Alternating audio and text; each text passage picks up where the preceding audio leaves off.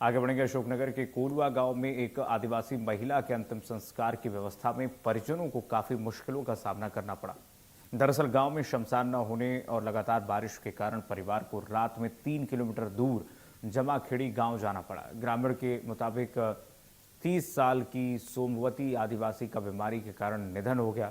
सोमवती का परिवार गुना के आरोन इलाके के जमाखेड़ी गांव में रहता है।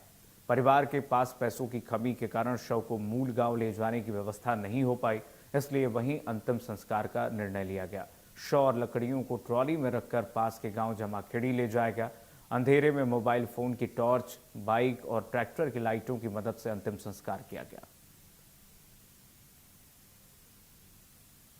बड़ी बहुत दुख की बात है कि हमारे आदिवासी भाई का निधन हुआ कोलवा गांव में, और वहां पर मुक्ति धाम नहीं है क्योंकि बारिश का समय है। आज दिन भर से बारिश हो रही है, उन्होंने दिन भर इंतजार किया, बारिश बंद नहीं हुई। अंत में उन्हें बगल के गांव में 4 किलोमीटर दूर अंतिम संस्कार करने के लिए यहाँ आना पड़ा। मुझे भी ये जानकारी मिली तो मुझे बहुत अफसोस हुआ।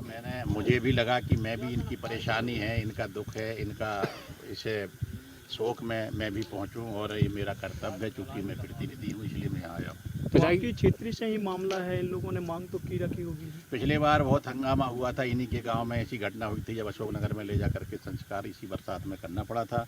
और ये हुआ था कि मुक्ति धाम हम जल्दी से जल्दी बना देंगे, महीना भर में बना देंगे, 2 महीना में बना देंगे, लेकिन वही बारिश फिर आ गई है। वो मुक्ति धाम अभी भी नहीं बना।